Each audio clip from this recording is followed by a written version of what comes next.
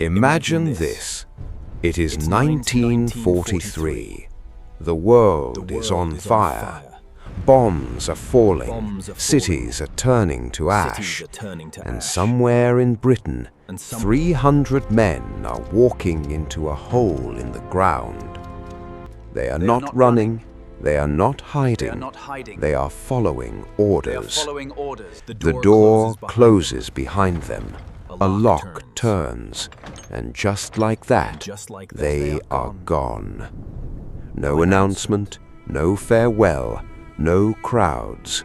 Just 300 men, and a steel door, and silence.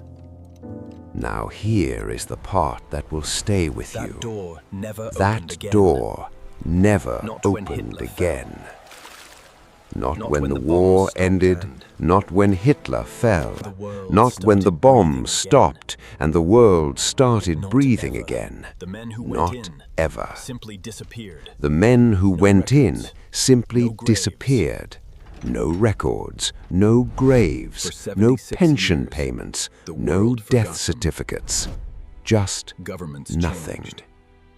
For 76 years, the world forgot them. Governments changed. Prime ministers came and went. Children were born and grew old. And those 300 men, sealed underground, existed in a darkness that the rest of the world chose not to see. This is not a ghost story. This is not fiction. But what you are about to hear will change how you see everything.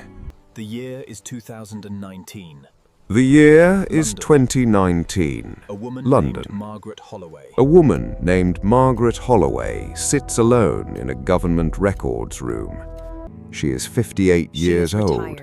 She is retired. She spent her entire career organizing files that nobody ever read. Most people in her position would be home by now, drinking tea, watching television, forgetting about the world. But Margaret is not most people. She is the kind of woman who reads footnotes, who notices when a date is wrong, who asks questions that nobody wants to answer. And today, she found something. It is a file, old, dusty, stamped with red ink. The label reads, Operation Blackwell, closed. And below that, handwritten in faded ink, 3 words, do not retrieve. Any normal person would put that file back. Any smart person would walk away. But Margaret opens it. Inside, she finds a map. Inside, she finds a map, a roster of 300 names, ranks, serial numbers, and a date. 1943. She checks the pension records. Nothing. She checks the death registry. Nothing. She checks military discharge papers. Nothing. 300 men, completely erased, like they never existed. And then she finds one more thing that stops her cold. The bunker's power grid, still active, still drawing electricity in 2019. Someone or something is still down there. Margaret makes a decision right then and there. She is going to find that bunker. She is going to open that door. And she is going to find out what happened to those 300 men, even if it kills her. Here is where you need to pay attention. Here is where you need to pay attention, because this is not just a mystery. This is a war, a quiet war, fought in record rooms and dark roads and whispered phone calls. On one side, Margaret, One woman, no badge, no weapon, just a file and a burning need to know the truth. On the other, the British government, specifically a man named Director Callum Ashby, MI6, old, powerful, and very worried about what Margaret has found. Because here is what Ashby knows, and what Margaret is slowly figuring out. That bunker is not just a shelter. It is a vault, and inside that vault, sealed behind iron and concrete, and 76 years of silence, are documents that could destroy modern Britain. Nuclear secrets, royal scandals, war crimes signed off by men whose statues still stand in public squares. The 300 men were not just survivors. They were the lock. They were the key. They were the reason nobody could ever open that vault without answering questions that Britain did not want to answer. And here is the conflict that will tear you apart. Ashby is not a monster. He genuinely believes he is protecting his country. He believes that some truths are too dangerous to be free. He believes that those 300 men, whatever they became down there, are a necessary sacrifice. Margaret believes the opposite. She believes that no secret is worth a human life. Not one, not 300. 2 people, 2 beliefs, 1 door. And the door is the only thing that matters. Getting to the truth is never easy, and for Margaret, every step forward comes with a price. The first obstacle is the file itself. After she reads it, it disappears. Her flat is broken into, the papers are gone, clean, professional, no fingerprints, no forced entry, just gone. So she has nothing, no evidence, no proof, just her memory. And memory is not enough. The second obstacle is the map. The bunker's location deliberately removed from every official record, the grid coordinates erased, the road that led to it closed and overgrown decades ago. It is like trying to find a building that the world decided never existed. The third obstacle is time. Because Ashby's people are watching her, she can feel it. A car that follows too close, a phone that clicks at odd moments, a stranger who always seems to be in the same coffee shop. The fourth obstacle is the door itself.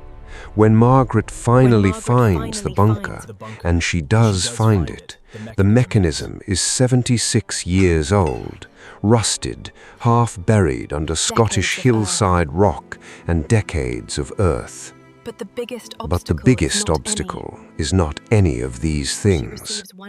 The biggest obstacle is the phone call she receives one night. Unknown number. She almost does not answer, but she does. And on the other end, an old voice, trembling, barely there, like someone speaking through a tunnel of years. And the voice says only 5 words. We are still here. Stop. And the line goes dead. That voice, that human voice from inside the bunker, changes everything.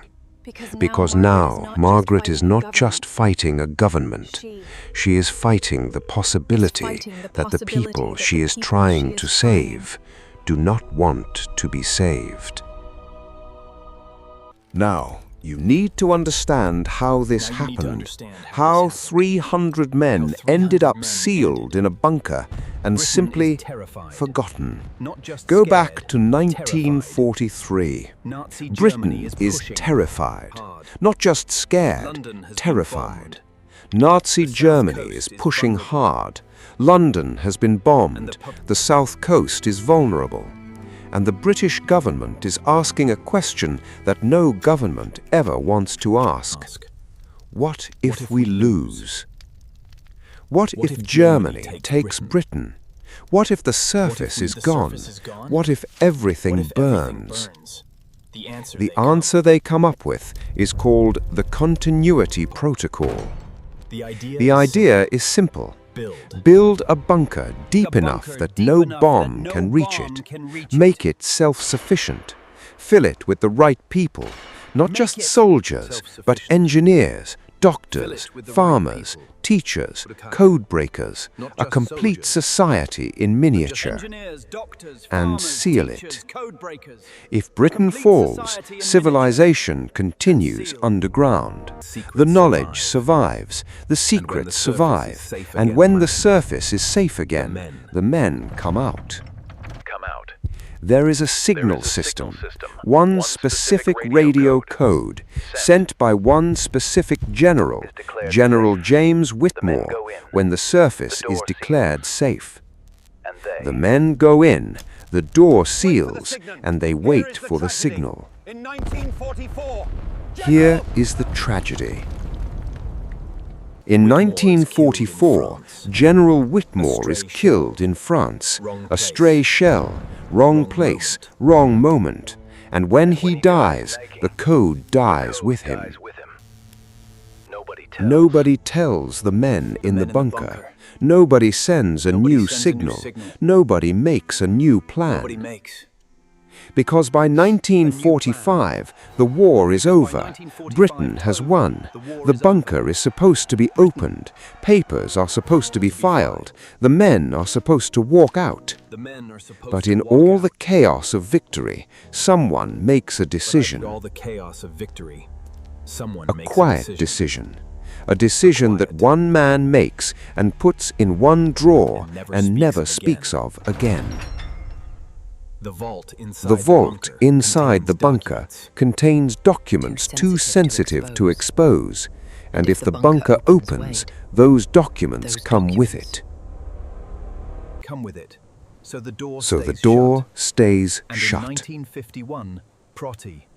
And in 1951, when a junior official named Thomas Reeves discovers the truth, discovers that 300 men are still alive underground, he writes a memo. He begs for action. He calls it a crime. The response from above is 4 words. They are state secrets. And the 300 men. Thomas Reeves is reassigned. His memo is buried, and the 300 men, still waiting for a signal that will never come, are officially forgotten. You need to understand who these people are, because this story only matters if the people in it are real to you. Margaret Holloway is not a hero in the way movies show heroes. She does not have a gun. She does not have a team. She has spent her whole life in quiet rooms, reading papers that nobody else cared about. But that is exactly what makes her dangerous. She is patient, she is meticulous, and she is the kind of person who cannot unknow something once she knows it. Director Callum Ashby is the most frightening kind of villain, the kind who believes he is right. He has spent 40 years protecting British interests. He has made hard choices. He sleeps fine at night, because in his mind, the map of what matters does not include 300 men who went underground voluntarily in 1943. Commander Arthur Hale went into the bunker as a 34-year-old military man, proud, disciplined, certain that the signal would come within months. His journals, which Margaret finds, show a man slowly coming to terms with the fact that the signal is not coming. His last entry reads, "We have stopped being soldiers. I am not sure what we are now, but we are still here, and we but remember we are everything. still here. Thomas Reeves, dead we, by the his time diary Margaret things, finds his diary, is the moral heart of the past. A man who tried to do the right thing and was crushed for it. His words are the ones that push Margaret forward when she wants to stop. And then, the voice on the phone, unknown, unnamed, the last ghost of what went in that door in 1943. Or perhaps what came after. The story builds in layers, like peeling back the skin of something old and wounded. Margaret starts with almost nothing, a memory of a file, a map that no longer exists on paper but lives in her head, and one clue, the power grid signal, active, traceable, if you know how to look. She finds an old electrical engineer, retired. He looks at the grid pattern and tells her, without knowing why she is asking, that the signal is coming from the Scottish Highlands, a specific valley, a hillside that appears on no modern map as anything other than empty land. She hikes north, alone, because there is no one she can trust. She finds the local village near that valley, and she finds something interesting. The oldest people in the village, the ones in their 80s and 90s, they all say the same thing unprompted. That hill makes sounds at night, has done since before I was born. Nobody goes near it.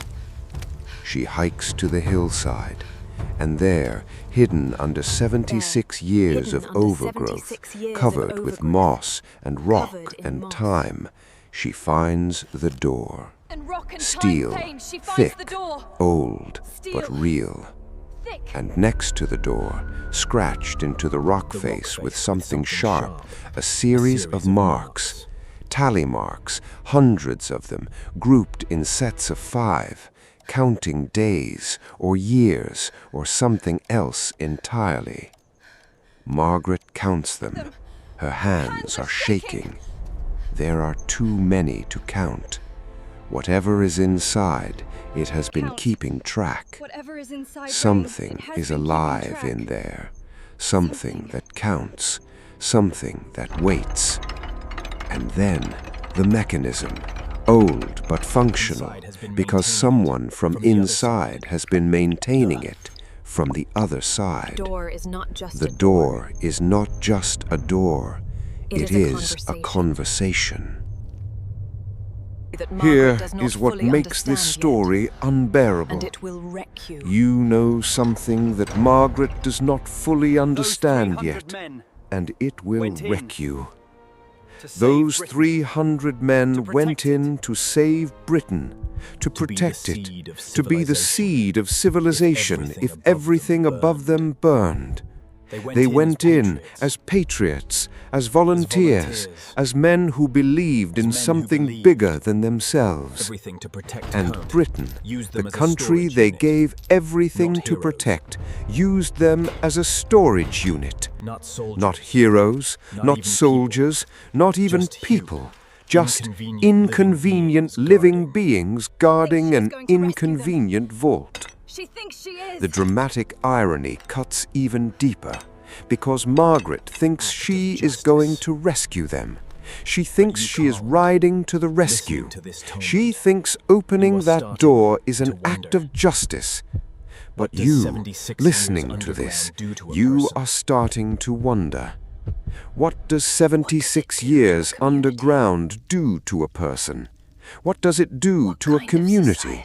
What kind of society forms when there is no sunlight, no outside world, no signal, no hope of rescue? Those 300 men, or their children, or their children's children, they have been building something down there in the dark, in the silence, for decades. They did not die. They did not give up. They adapted. They adapted. And the question that should be keeping you And the awake question right should be keeping now you awake is right this: now is this. adapted into what? Adapted into what?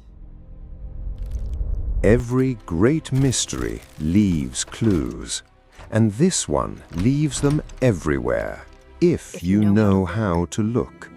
The very first page of Operation Blackwell has a single stamp, Of Operation 2 Blackwell words, has a single contents, stamp, 2 living. words. Contents, Margaret assumes living. this means living history, a record of living people. She is not wrong, but she is not entirely right either. In the roster, 300 names. 300 names. One name has a One name handwritten has a note handwritten next to it in pencil. One name. Just 2 Out words. of 300. First generation. What does that One mean? name out of 300. Who wrote this? What does that mean? The Who power wrote grid it? signal. When? Margaret finally has it. The power grid signal, when Margaret finally has it analyzed properly, pulses in a pattern, not random, deliberate, Morse code. She decodes it at 2 in the morning, hands trembling over a piece of paper.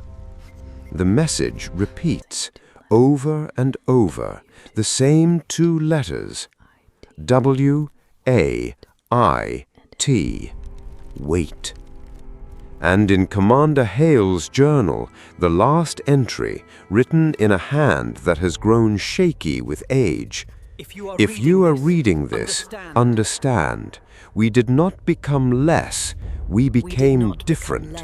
Do not judge what you find by what you expected to find. Every clue points to the same truth. Whatever is inside that bunker, it is not what went in. Margaret is at the door. Ashby's helicopter is 12 minutes away. She can hear it in the distance, a low thrum in the grey Scottish sky. Her hands move over the mechanism. Old metal, stiff, but it moves. Because someone from the inside has kept it moving. The gears turn, the locks disengage, one by one. 10 minutes. The The door begins to move, heavy, slow, like something waking up after a very long sleep. 8 minutes. Cold air rushes out from inside. It does not smell of death. It does not smell of decay. It smells like earth and something else, something alive, something green. 5 minutes. The door is open, just barely, just enough. Inside, darkness, complete, absolute. And then a single light, far inside, dim, yellow, moving. Someone is walking toward the door from the inside. 3 minutes. Margaret stands completely still. The helicopter is close now. She can feel the vibration in her feet. The footsteps stop, just inside the threshold, just beyond the light. Margaret looks down, at her feet, at the floor of the tunnel, just inside the door, written in coal, in careful, deliberate letters. We stopped waiting. We became something else. The light inside moves again, closer. 2 minutes. 2 minutes. Margaret Margaret looks up and she sees. The screen goes black. Because some things, some truths, are not meant to be described. They are meant to be felt. Ashby's helicopter lands. His team runs to the hillside. They find Margaret standing outside the door, alone. The door behind her, open. Ashby looks at her. He opens his mouth to speak. But she holds up one hand and she shakes her head, slowly. And Ashby, for the first time in 40 years of hard decisions, stops. He does not move. He does not speak. He does not go through the door. Because whatever Margaret saw, whatever she saw in that first moment of light, it was enough to silence everyone. The door stays open. Nobody goes in. Nobody comes out. And the wind blows across the Scottish hills, and the world does not know, and the door stays open. This story does not sit still. It moves, it breathes, it runs. Margaret's midnight break-in to the Secondary Archive, a backup facility in East London, where she finds Reeves' hidden personal diary taped behind a false panel in a filing cabinet drawer. Her hands shaking as she photographs every page under a phone flashlight. The car that follows her on the A9 north toward Scotland. Headlights in her mirror, never overtaking, never falling back, just there for 60 miles until she takes a sharp exit and loses them in a village at 2 a.m. The moment she finds the tally marks on the rock face, she starts counting. She cannot stop. Her fingers trace each mark. 5, 10, 50, 100. She loses count after 300. And she realizes someone counted every single day they were in there. Every single one, for decades. That image, that wall of marks, is more powerful than any document she has ever read. The mechanism, the door, her fingers bleeding from where the old metal cuts her, but she does not stop, because stopping means those marks meant nothing. And 76 years ago, one ordinary night in 1943, 300 men walked into the dark because they believed someone would come for them. Margaret came for them. This story is about many things, but at its heart, it is about one thing. What do we owe each other? Those 300 men owed Britain their service. They gave it. They gave everything. What did Britain owe them? The answer, the real honest answer, is everything. Their safety, their freedom, their lives. Britain paid that debt with silence. And that silence, that deliberate, calculated, comfortable silence, is the real villain of this story. Not Ashby, not any one man, the silence of a system that decided that convenience is more important than conscience. But there is another theme here, a quieter one. Survival, real survival. Not just staying alive, but staying human. Whatever those people built inside that bunker, whatever they became, they did not stop. They counted days, they maintained machinery, they sent signals, they waited. And in waiting, they did something extraordinary. They proved that the human spirit does not need sunlight. It does not need permission. It does not need rescue. It just needs a reason to keep going. And they had one. They had each other. They had each other. Every piece of this story connects to one image, one single image. The door. Margaret opens a file, and she opens a door. The government closes the bunker, and they close a door on human lives. The phone call, a door opened just a crack. The tally marks, a door of time. The signal, wait, a door held open from the inside.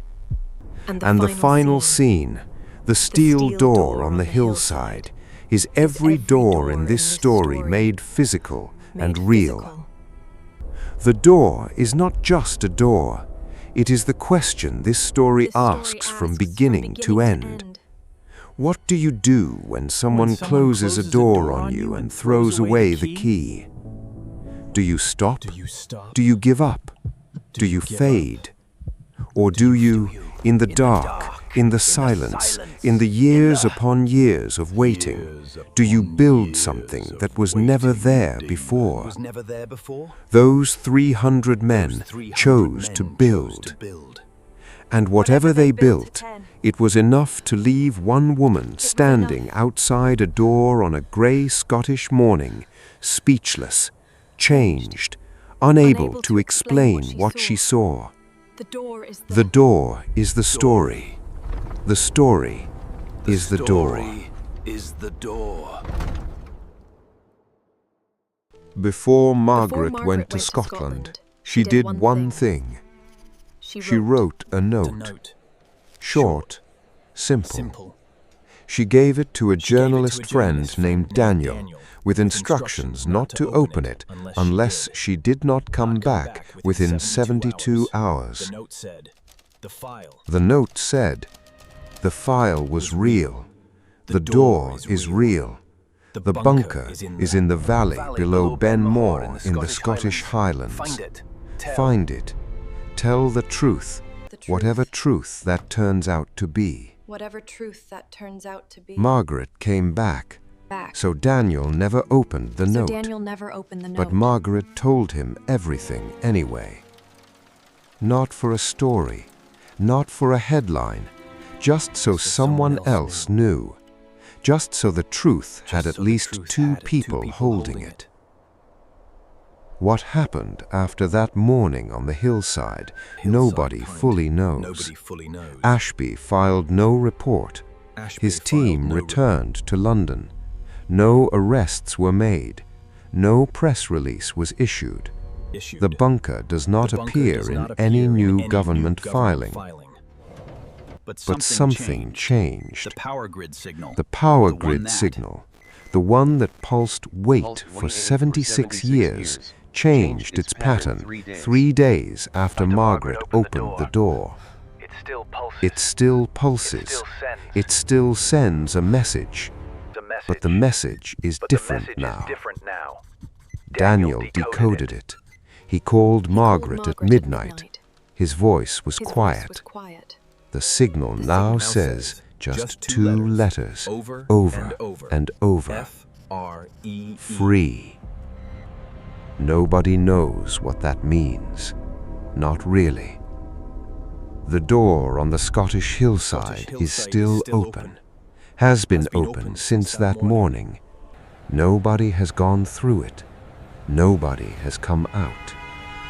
The world does not know it exists. But now, you do. And the question is, what do you do with that?